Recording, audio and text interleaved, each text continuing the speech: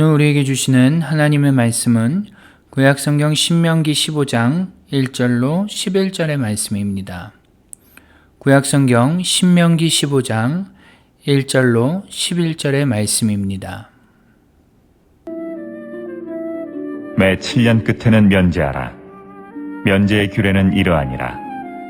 그의 이웃에게 구워준 모든 체주는 그것을 면제하고 그의 이웃에게나 그 형제에게 독촉하지 말지니 이는 여호와를 위하여 면제를 선포하였습니다.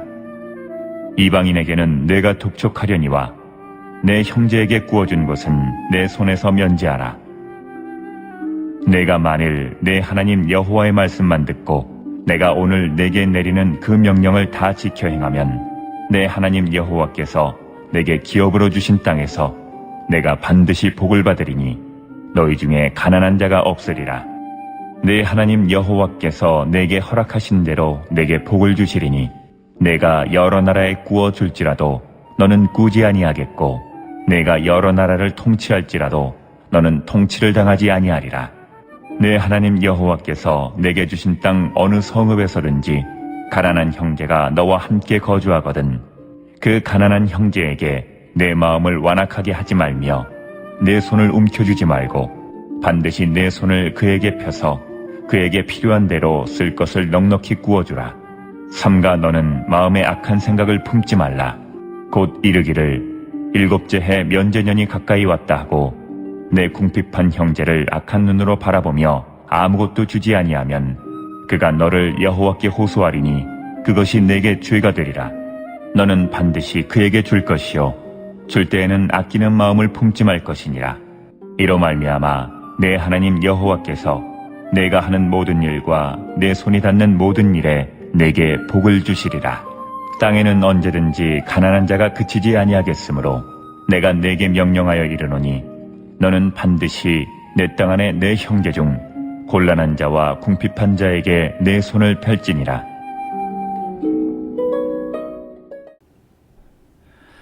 네, 요즘 계속해서 신명기를 좀 보고 있는데요. 어떻게 신명기를 계속 보시면서 은혜로운 시간이 되고 계십니까?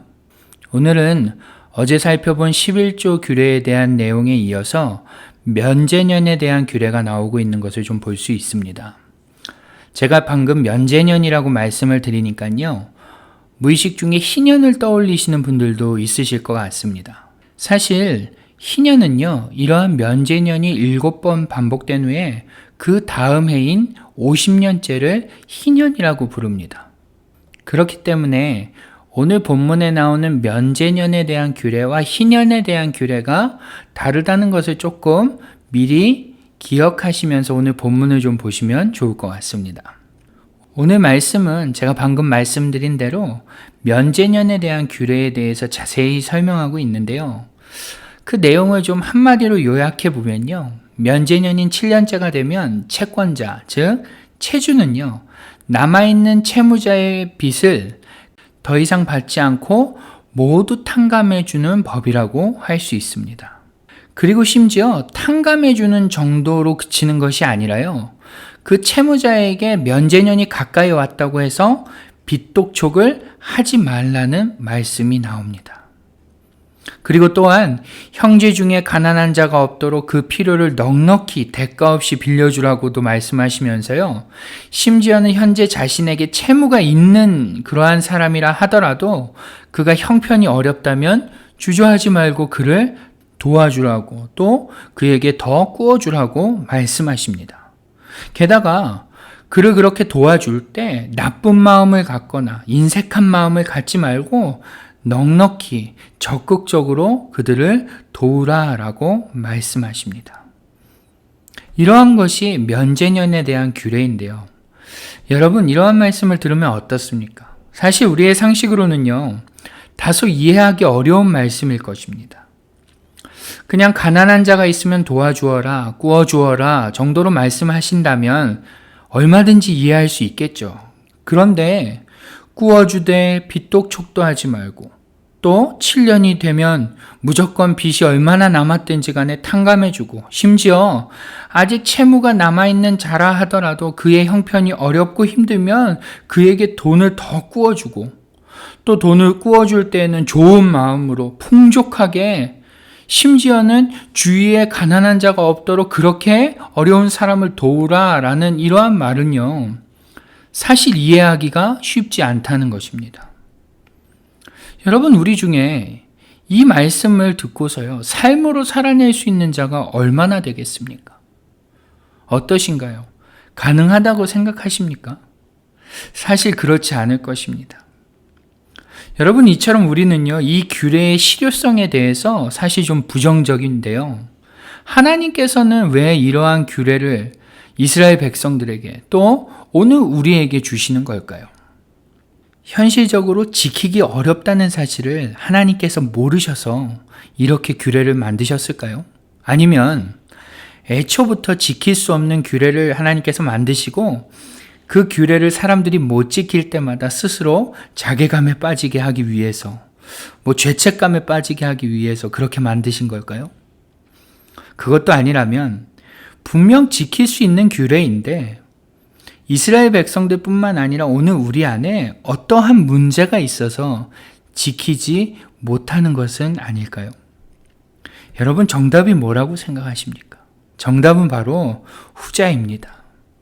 분명 하나님께서 오늘 우리에게 주시는 이 면제년에 대한 규례는요, 분명 지킬 수 있는 규례인데, 그러한 계명인데 우리 안에, 또 이스라엘 백성들 안에 어떠한 문제가 생겨서 그 문제가 있어서 이 규례를 현실적으로 지키지 못한다는 것입니다.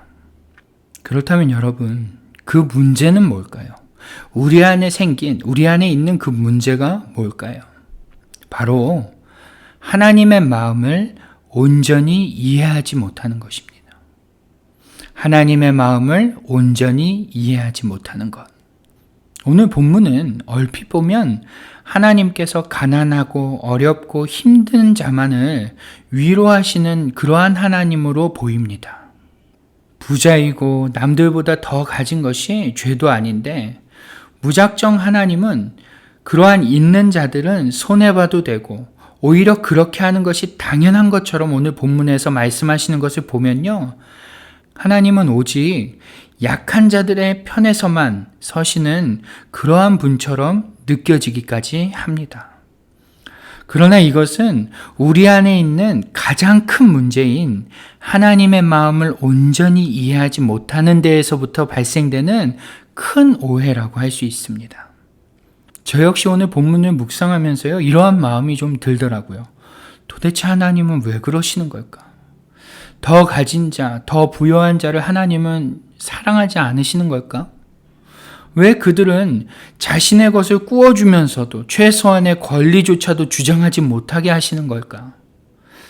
약자들이 이 법을 얼마든지 이용할 수 있다는 것을 하나님은 모르실까? 도대체 하나님은 왜 무조건 약자의 편만 드시는 걸까라는 생각을 좀 했습니다. 그런데 이러한 묵상을 좀 하면서 지내던 중에 이러한 장면이 문득 떠올랐습니다. 집에 다자녀를 두신 부모님들은 아실 텐데요. 아이들이 집에서 먹을 것을 가지고 다툽니다. 큰아이가 유치원에서 받아온 과자를 가지고 먹으려고 하자 어떻게 합니까? 작은아이가 달려들어서 자기도 달라며 울며 떼를 씁니다. 그 순간 큰아이와 작은아이 사이에는요, 적잖은 다툼이 생기죠. 그때 엄마는 뭐라고 하죠? 큰아이 보고 사이좋게 나눠 먹어. 엄마가 이따 사줄게. 얘야, 사이좋게 나눠 먹어. 엄마가 이따 많이 사줄게. 여러분, 이것을 얼핏 들으면 엄마가 막내아이 편만 드는 것처럼 보이지만요, 이 엄마의 말 안에는 어떠한 의미가 담겨져 있는 것입니까? 큰 아이에게, 지금 간식을 갖고 있는 그 아이에게 나눠 먹는다면 너에게 더 좋은 것을 주겠다는 엄마의 의지가 담겨 있는 것입니다. 또 너가 동생과 그것을 나눠 먹으면 내가 이따가 더 좋은 것을 줄 수 있다는 자신감이 그 안에 담겨져 있는 것이죠. 뿐만 아니라 내가 너에게 더 많이 더 좋은 것을 사주게 되면 너는 분명 기뻐할 수 있을 거라는 엄마의 확신이 그 안에 담겨 있는 말이라는 것을 우리는 잘 안다는 것입니다. 그런데 문제는 무엇입니까? 여전히 큰 아이는요, 그 엄마의 마음을 온전히 이해하지 못한다는 것입니다. 그래서 여전히 엄마는 동생만 편드는 것 같고 나만 희생하라고 다그치는 것 같고 엄마는 불공평하게 나에게만 희생을 강요하는 것처럼 느껴져서 동생과 과자를 나눠 먹기가 어렵게 되는 것입니다. 이처럼 여러분 오늘 본문 4절 5절을 보시면요. 본문의 하나님도 방금 엄마처럼 동일하게 이스라엘 백성들에게 그리고 오늘 우리에게 말씀하시는데요. 이 4절 5절의 말씀을 히브리어식대로 어순으로 해석을 하면 이렇습니다. 하나님께서 너희에게 복을 주셔서 너희는 가난한 자가 없을 것이다. 그러니 여호와께서 주신 땅에서 여호와의 말씀에 순종하고 그 말씀을 잘 지켜라. 이렇게 해석할 수 있는데요. 방금 전에 본 대로 엄마가 이따 더 많이 사줄게. 엄마가 이따 더 좋은 거 사줄 테니까 지금 동생과 나눠 먹어와 같은 뉘앙스의 말씀으로 동일한 말씀으로 지금 하나님께서 말씀하신다는 것입니다. 즉 지금 하나님께서 하시는 이 말씀 안에는 어떠한 의미가 포함되어 있는 것입니까? 내가 더 좋은 것을 너희에게 주겠다는 하나님의 의지가 담겨져 있고요. 내가 더 많이 줄 수 있다, 더 좋은 것을 줄 수 있다라는 자신감이 그 안에 포함되어 있고요. 그래서 너희가 나눠주고 꾸어주고 베푼다면 분명 나로 인해 하나님으로 인해 기뻐할 것이라는 강력한 확신이 그 안에 담겨 있는 말씀이라는 것입니다. 그런데 문제는 우리가 이러한 하나님의 마음을 어떡합니까? 온전히 헤아리지 못하고 온전히 이해하지 못한다는 것입니다. 그래서 나눠줄 수도 없고요. 구워줄 수도 없고요. 구워줘도 채권자로서의 권리를 포기할 수 없습니다. 또한 탕감해줄 마음도 없는 것입니다. 여러분, 핵심은요. 어떠한 행동을 하느냐 마느냐의 일차원적인 문제가 아니라 그 하나님의 마음을 온전히 헤아릴 수 있느냐 또는 없느냐의 문제라는 것입니다. 그렇기 때문에 어떠한 행동을 하느냐 안 하느냐를 결정하기 위해서는 우리는 반드시 하나님의 마음을 헤아릴 수 있어야 한다는 것입니다. 물론 하나님의 모든 뜻을 어떻게 우리 인간이 깨달을 수 있고 헤아릴 수 있겠냐마는요. 적어도 우리가 그 하나님의 마음과 의도, 뜻을 헤아려 보고자 노력한다면, 이해해 보고자 노력한다면 하나님이 하라고 하시는 10개 중에 그 전까지는 9개가 못하는 것이었다면 그 하나님의 뜻을 헤아려 보고 하나님의 뜻이 무엇인지 이해하려고 노력하다 보면 그 못하던 것이 9개였던 것이 7개가 될 것이고요. 또 5개가 되는 날이 올 것입니다. 그리고 그러다 보면 하나님, 내 삶은 하나님의 것입니다 라는 고백을 하는 날도 분명 올 수 있다는 것입니다. 사랑하는 성도 여러분, 성경에는 분명 불가능해 보이는 많은 규례와 법도들이 있습니다. 그 중에 하나가 오늘 우리가 읽은 본문이라고도 할 수 있을 것입니다. 그런데 우리가 이런 것을 볼 때 그저 하나님의 마음을 헤아려 보려는 작업도 조금도 하지 않고 이것은 옛날에만 그랬던 거야. 구약의 사람들에게만 명령하셨던 거야. 라는 식으로 지금은 불가능해. 라는 식으로 덮어만 둘 것이 아니라요.